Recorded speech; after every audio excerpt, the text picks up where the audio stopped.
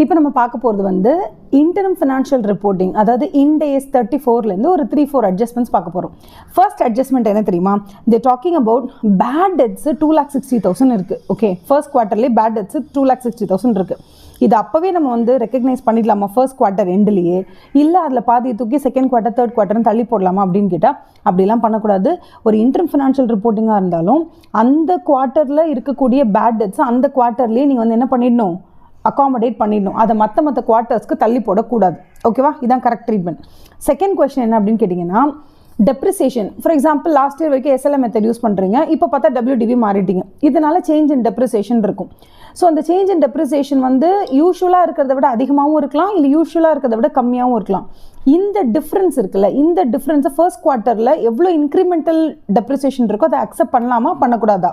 IFR 30, that is into AS 34 படி அப்படின்னு கேட்டால் நம்ம நினைப்போம், ஆஹா சேஞ்சஸ் இன் அக்கௌண்டிங் பாலிசி ஆயிடுச்சு, லாஸ்ட் இயர் வரைக்கும் இவங்க வேறு மெத்தட் யூஸ் பண்ணாங்க, இப்போ டெப்ரிசியேஷனுக்கு வேறு மெத்தட் யூஸ் பண்ணுறாங்க, so this is change in accounting policy, இது எப்படி நம்ம ஃபர்ஸ்ட் குவார்ட்டர்லேயே வந்து ரெக்கக்னைஸ் பண்ணுறது அப்படின்னு நமக்கு தோணும். But actually change in accounting பாலிசியை நம்ம வந்து ஒரு அக்கௌண்டிங் பாலிசி சேஞ்சுன்னு எடுக்கவே கூடாது. இண்ட் AS 34 படி அது வந்து ஜஸ்ட் வந்து ஒரு எஸ்டிமேஷன் சர்டன்ட்டியை நோக்கி நம்ம நகர்றோம், அவ்வளோதான்.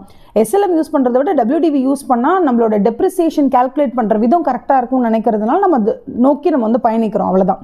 ஸோ இண்ட் AS 34 படி தாராளமாக நீங்கள் இன்க்ரிமெண்டல் எவ்வளோ தூரம் உங்களுக்கு வந்து அடிஷனல் டெப்ரிசியேஷன் வருதோ அது அந்த குவார்ட்டர்லேயே நீங்கள் வந்து தாராளமாக அகாமடேட் பண்ணலாம். தேர்ட் என்ன அப்படின்னா, நீங்கள் எதிர்பாராத மாதிரி ஒரு ஃபயர் ஆக்சிடென்ட் நடந்துருச்சு, அதனால உங்களுக்கு 3 crore லாஸ் ஆயிடுச்சுன்னு வச்சுக்கோங்களேன் ஃபர்ஸ்ட் குவார்ட்டரில். அதை நீங்கள் ஃபர்ஸ்ட் குவார்ட்டரில் வந்து நீங்கள் அகாமடேட் பண்ணணுமா, இல்லை இயர் ஃபுல்லாக நான் வந்து ஸ்ப்ரெட் பண்ணுவீங்களா அப்படின்னு கேட்டால், even though it is an extraordinary loss, if it happens in quarter 2னா அது குவார்ட்டர் 2ல் தான் நீங்கள் அகாமடேட் பண்ணணும், மற்ற குவார்ட்டருக்கு அதை தள்ளி போடக்கூடாது. ஓகேவா? Last but not the least, ஒரு பெரிய ஆட் ஃபில்ம் வந்து ஷூட் பண்ணுறீங்க, அதில் ஷாருக் கானே நடிக்க வைக்கிறீங்கன்னு வச்சுக்கோங்களேன். ஒரு 50 கோடி பணத்தை கொடுக்குறீங்க ஷாருக் கானுக்கு அப்படின்னா, அந்த 50 கோடியை 4 குவார்ட்டருக்கு பிரித்து போடுவீங்களா? ஏன்னா மேம் சேல்ஸ் வந்து ஃபுல் இயர் தானே மேம் ஸ்ப்ரெட் ஆயிருக்கு, அப்போ சேல்ஸ்க்கு நாங்கள் பண்ண அந்த மார்க்கெட்டிங் எக்ஸ்பெண்டிச்சரும் வருஷம் ஃபுல்லாக தானே ஸ்பெண்ட் ஆகணும் அப்படின்னு பிரித்து போடுவீங்களா? இல்லை எந்த மாதம் இல்லை எந்த குவார்ட்டரில் நடந்துச்சோ அந்த குவார்ட்டரில் இதை அகாமடேட் பண்ணுவீங்களான்னு கேட்டால் 99% ஆஃப் த டைம் எந்த மாதம் நடக்குதோ இல்லை எந்த குவார்ட்டர் நடக்குதோ அங்கே தான் போடுவீங்க. Usually you won't split.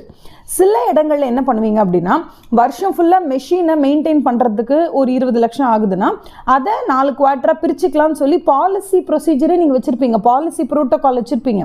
அப்படி நீங்கள் ப்ரீ டிட்டர்மின்ட் பாலிசி ப்ரோட்டோகால் வச்சுருந்தா மட்டும்தான் அதை குவார்ட்டர் வைஸ் நீங்கள் ஸ்ப்ரெட் பண்ணிக்கலாமே தவிர, இல்லைன்னா நீங்கள் எந்தெந்த குவார்ட்டரில் எக்ஸ்பென்சஸ் நடக்குதோ அங்கங்கே தான் அகாமடேட் பண்ணணும்.